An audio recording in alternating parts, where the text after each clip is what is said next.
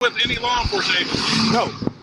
In a world of law enforcement, real deputies are trained to spot anomalies. But on this afternoon in Arkansas, deputies spotted something worse than a traffic violation: a vehicle flying down the highway at 90 miles an hour. Outfitted like a police cruiser, when they pull the driver over, they expect a reckless motorist. Instead, they find a man wearing a body camera, carrying handcuffs, and flashing a very official-looking badge. He claims he's just a private investigator doing his job, but as you are about to see, every single word of his mouth is calculated gamble, and unfortunately for him, he's playing engaged professional. Now look back to the footage. You have a weapon on you besides your pocket knife? No, sir. You have any firearms in the truck? No, sir. You have a canine in there? No, sir. Is that our frequency you're listening to? Yes, sir.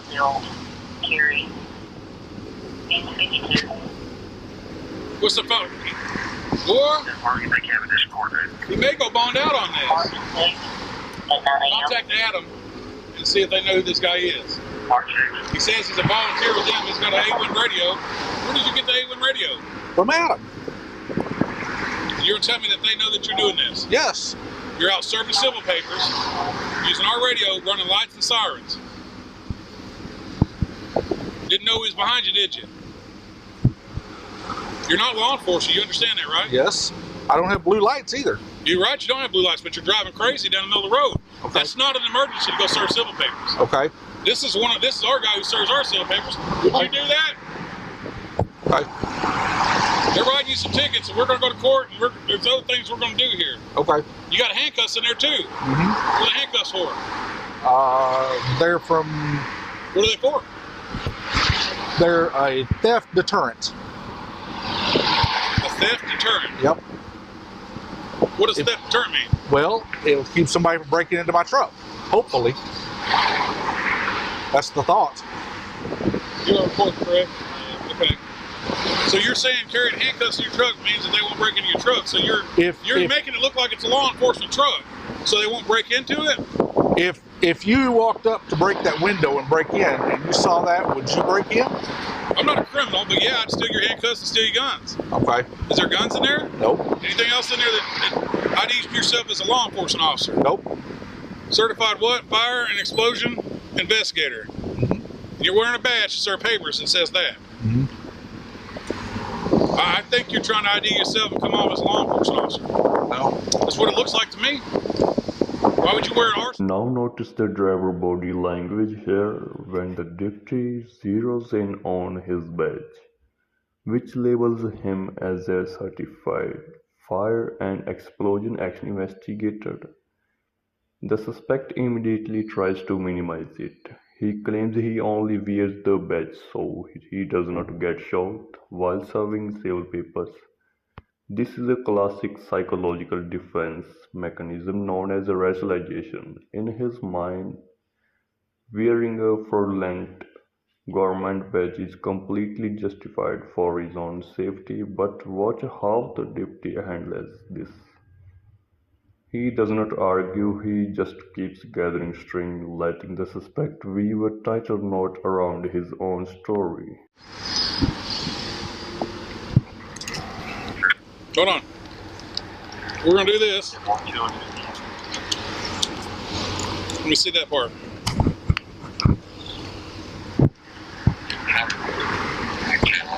This is the moment the suspect, carefully constructed facade begins to shatter. When asked who authorizes him to use an emergency radio frequency, he confidently claims he works for Grace. When the deputy looks confused, the suspect realizes he completely butchered. The acronym for RACE is the Radio Amateur Civil Emergency Service. Experienced investigators who know that when a suspect starts shuttering the correcting basic details, about their own employers. It's a massive red flag that the entire narrative is being fabricated on the spot. Yes, sir.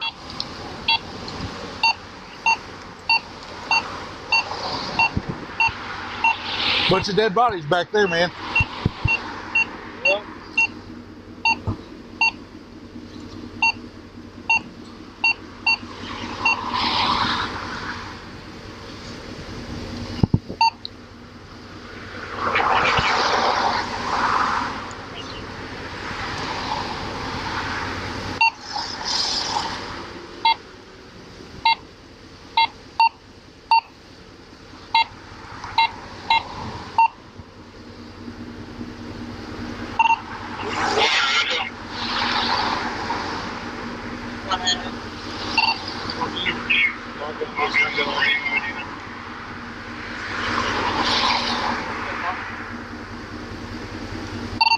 We don't have laws in our system, do we?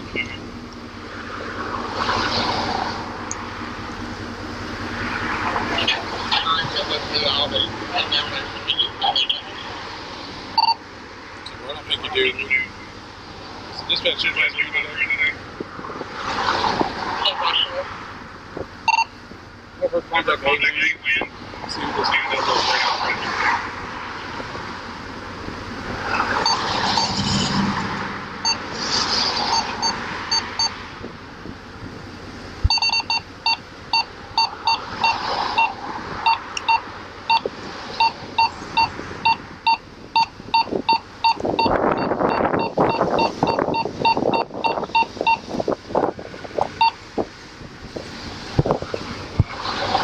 You hold on to this. Right.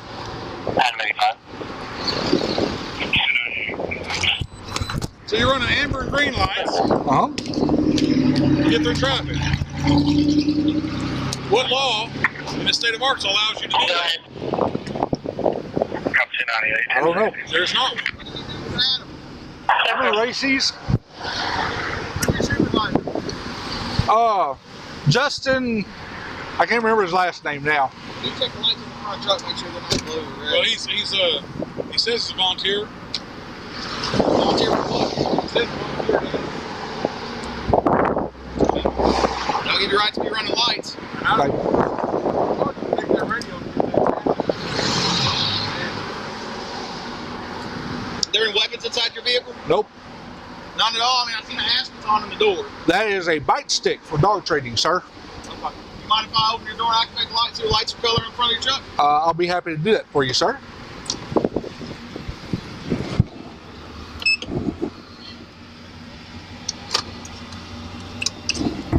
That's a bite stick for dogs? That is a bite stick for dog. It's an ass bite stick, but that's what it's used for. Go ahead and turn that radio over here. We're taking that into evidence. You'll be able to pick it up. Sir? Give me your radio. We're taking that into evidence. We're going to contact Adam. Okay. You're running red and green lights. Are you a firefighter? I'm certified firefighter too. Are you yes. a firefighter? What agency? I'm not. What emergency was you running to? We've been over What this. emergency was you running to? We've been over it. Which emergency were you running to? What emergency were you running to? I was trying to get to that lady before she left with her children. Where are the papers at? Let me see the papers. What papers would you like to see, sir? The ones you're going to serve right now. Oh, the Step sir. up on them like that. Back up. Back up. Listen, I got a hearing disability. I'm sorry. Well, then you can say that without stepping towards us. Listen, I don't have a hearing disability. Okay. I can talk louder. But Okay, I here's what you appreciate have. The papers that you're going to serve right now, I can hand that's them. what I to need you. to see. Yes, sir.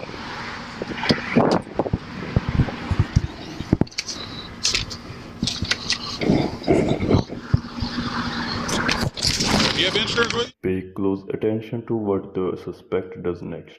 As the deputy questions become more direct and harder to evade, the suspect suddenly claims that he has a hearing disability.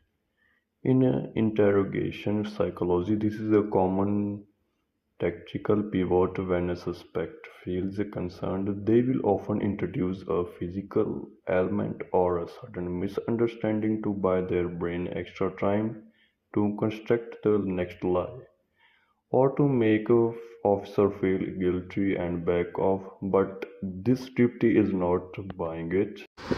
Well, he's also our civil process server, so you can't. Right. District Court of Harris County, Texas.